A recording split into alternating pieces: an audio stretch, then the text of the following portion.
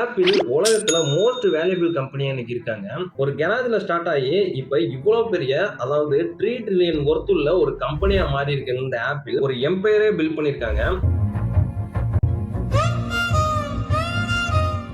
ஆனா இந்த சக்சஸ்க்கு பின்னாடி இருக்க ஒரு ரியலான ஸ்டோரியை பார்க்கலாம். ஸ்டீவ் ஜாப்ஸோட அந்த எக்ஸ்ட்ரீம் பெர்ஃபெக்ஷனிஸ்ட் கேரக்டர் எப்படி ஆப்ல கிரியேட் பண்ணுச்சு, அண்ட் ஸ்டீவ் ஜாப்ஸுக்கு அப்புறம் டிம் குக் வந்து எப்படி இதை $3 ட்ரில்லியன் கம்பெனியா மாத்தினாரு, அண்ட் டிம் குக்கு அப்புறம் இப்ப யாரு வரப்போறாரு அப்படிங்கறத எல்லாத்தையும் டீட்டெயிலா பார்க்கலாம். ஸ்கிப் பண்ணாம வீடியோ பாருங்க. ஸ்டீவ் ஜாப்ஸ் ஒரு விஷனரி உள்ள ஆளு, அண்ட் இவர் ஒரு டஃப்பான பாஸாவும் ஆப்பிள் இருந்தாரு.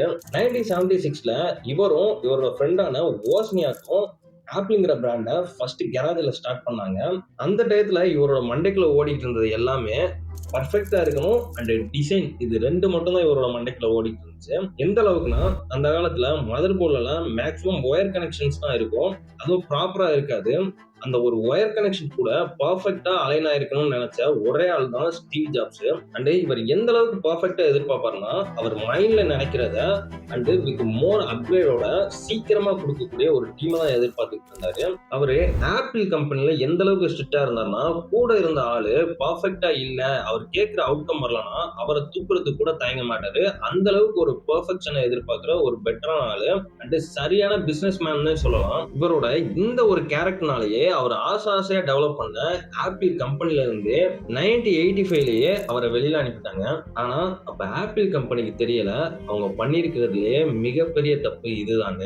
ஸ்டீவ் ஜாப்ஸ துரத்துனதுக்கு அப்புறம் இவர் சும்மா இல்ல, வெளில போய் இன்னும் ஒரு 2 கம்பெனியை ஸ்டார்ட் பண்ணாரு. அதுல ஒன்னு நெக்ஸ்ட், இன்னொன்னு பிக்சார். இந்த நெக்ஸ்ட் கம்பெனி என்னன்னா ஓஎஸ் டெவலப் பண்றதும் அந்த சாஃப்ட்வேர் டெவலப் பண்ற ஒரு கம்பெனி.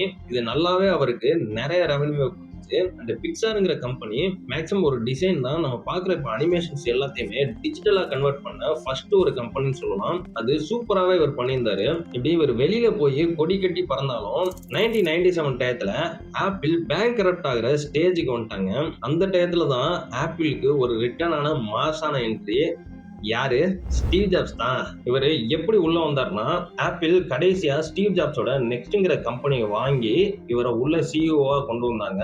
இவரு சிஇஓவா வந்த ஃபர்ஸ்ட் என்ன பண்ணாருன்னா, தேவையில்லாத ப்ராடக்ட் எல்லாத்தையுமே ரிமூவ் பண்ணிட்டு என்னென்னலாம் ஆக்சுவலா தேவையோ, மார்க்கெட்டுக்கு எது எதெல்லாம் பெஸ்டா இருக்குமோ அந்த மாதிரி ப்ராடக்ட் மட்டும் ஃபோக்கஸ் பண்ணாரு. இந்த ஒரு விஷயத்தினாலேயே 1998ல நம்ம எல்லாருக்குமே யூஸ்ஃபுல்லா இருக்கிற ஐமேக் வந்துச்சு. அதுக்கப்புறம் ஐபோனு, ஐபாடு, ஐபேடு எல்லாமே ஒரு ஹிட் தரக்கூடிய ப்ராடக்ட்ஸா தான் இருந்துச்சு. இவரோட கடைசியான ப்ராடக்ட் என்னன்னா ஐபேடு தான். இது 2010ல லான்ச் பண்ணாரு.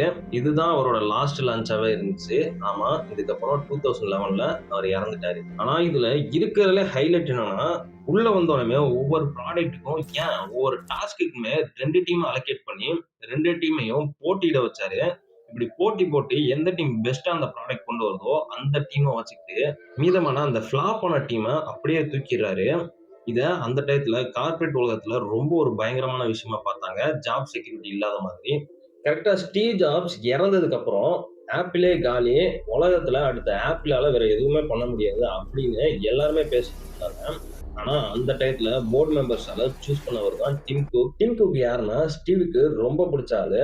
ஏன்னா ஸ்டீவ் டிசைன் பண்றாருன்னா இவரு அந்த டிசைன் பண்ற ப்ராடக்ட மார்க்கெட்டுக்கு கொண்டு போவாரு.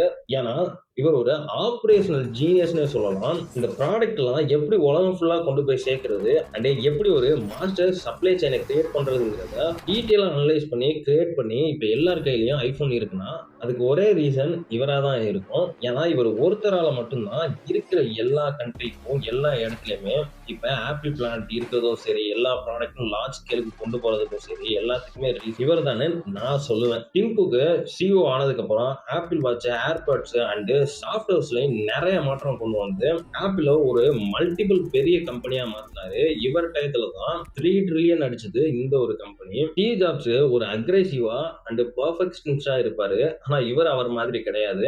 இவர் ரொம்ப காமாவும் அண்ட் ரொம்ப ஸ்டெடியாவும் இருந்த ஒரு பர்சனு. அப்படி இருக்கனாலயோ என்னவோ இவர் லாங் டைம் ஸ்டீவ் ஜாப்ஸ்க்கு அப்புறம் இந்த ஒரு கம்பெனில சஸ்டெயின் ஆயிட்டு இருக்காரு. ஆனா இவருக்கு பிசினஸ் இடத்துல ஒரு பேர் இருக்கு, he is the ultimate silent killer in business அப்படின்னு. ஓகே, இப்போ 2026 வரைக்கும் டிம் குக் இருந்துட்டாரு. இப்போ வரக்கூடிய ஆகஸ்ட்ல டிம் குக் சாக போறாரு அப்படின்னு நான் சொல்லல, இங்க கேமராமேன் தான் சொல்றாரு ப்ரெடிக்ட் பண்ணி. சப்போஸ் அவர் சாகல, இல்ல அவரு சாகணும்னு எதிர்பார்க்குறீங்களா அப்படின்னு கேட்கிறவங்களுக்கு நான் அப்படி சொல்லல. கேமராமேன் தான் சொல்லியிருக்காரு. அப்படி நீங்க செய்யணும்னா கீழ கமெண்ட்ல போய் நம்ம கேமராமேன செஞ்சு விட்டுருங்க. டேய் பாவம்டா அவன். அவன விடாதீங்கடா. எனக்கு டிம் குக்க ஓரளவு பிடிக்கும் தான். சம்டைம்ஸ் பிடிக்காது. அதுக்குன்னு சாக சொல்ற அளவுக்குலாம் நான் எதிர்பார்க்குற ஆள் கிடையாது. சரி இப்ப கன்டென்ட்க்கு வருவோம்.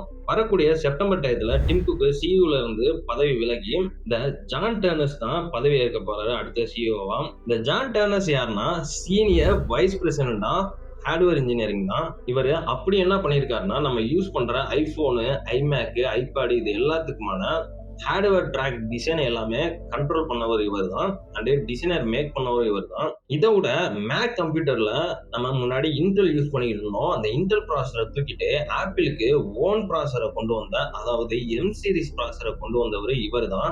அது எல்லாத்துக்குமே ஹெட்டா இருந்து இன்ன வரைக்கும் எம் சீரிஸை ஒரு பெட்டரான ஒரு சிப்பாவும் and more optimised power consuming சிப்பாவும் மாத்தினாலும் இவர் ஸ்டீவ் ஜாப்ஸ் மாதிரி மோர் அக்ரெசிவ் பர்சனும் கிடையாது. அண்ட் டிம் குக் மாதிரி பெரிய பிசினஸ் ஸ்ட்ராட்டஜிக் கொண்ட ஆளும் கிடையாது. இவர் ஒரு நம்மள மாதிரி ஒரு நார்மலான அண்ட் சைலண்ட் பர்சன் தான். ஜான் டர்னர்ஸ் ஒரு பியூர் ஹார்ட்வேர் டெக்கி. ஆனா சப்ஜெக்ட்னு வந்தா ஆளை கையிலே பிடிக்க முடியாது, கில்லி மாதிரி. ஆப்பிளோட நெக்ஸ்ட் எல்லா இன்னோவேஷன்ஸுமே இவர் கையில தான் இருக்கு. இப்ப ஆப்பிள்ல ஃபோல்டபிள்ஸ் வேற வரப்போகுது. எனக்கு தெரிஞ்சு அதை கூடிய சீக்கிரம் இவர் தான் லான்ச் பண்ணுவாருன்னு நான் நினைக்கிறேன். அடுத்து நான் என்ன பாக்குறேன்னா, இந்த ஏஆர் கிளாஸ்ல அண்ட் ஃபோல்டபிள்ஸ்ல இவர் வந்து நிறைய இனோவேஷன் பண்ணுவாருன்னு நாங்க எதிர்பார்க்கிறோம். ஸ்டீவ் ஜாப்ஸ் அளவுக்கு இல்லைனாலும் டிம் குக் அளவுக்குனாச்சும் இவர் ஓரளவு தாக்கு பிடிச்சு இந்த ஆப்பிள்ங்கிற ஒரு பிராண்டை இன்னும் பெரிய இடத்துக்கு கொண்டு போவாராம், இல்ல ஃபிளாப் பண்ணுவாராம். ரெண்டு கேமராமேனை விட்டுறாதீங்க, நானும் கீழே வந்து முடிஞ்சா 2 அடி அடிச்சுட்டு போறேன். நீங்க அப்படி என்ன அடிக்கிறீங்கிறத நானும் பார்த்து தெரிஞ்சுக்கிறேன். டேய் பாவம்டா அவன். அவன விடாதீங்கடா. அப்புறம் இன்னொரு மெயினான விஷயம் என்னன்னா, உங்களுக்கு இந்த வீடியோ பிடிச்சிருந்துச்சுன்னா லைக் பண்ணிருங்க. ஏன்னா யூடியூபோட அல்காரிதம் அப்பதான் நிறைய பேருக்கு இதை சஜஸ்ட் பண்ணும். அண்ட் மறக்காம உங்களுக்கு என்ன பண்ணணும்னு தெரியும், அதை மறந்துடாம பண்ணிருங்க.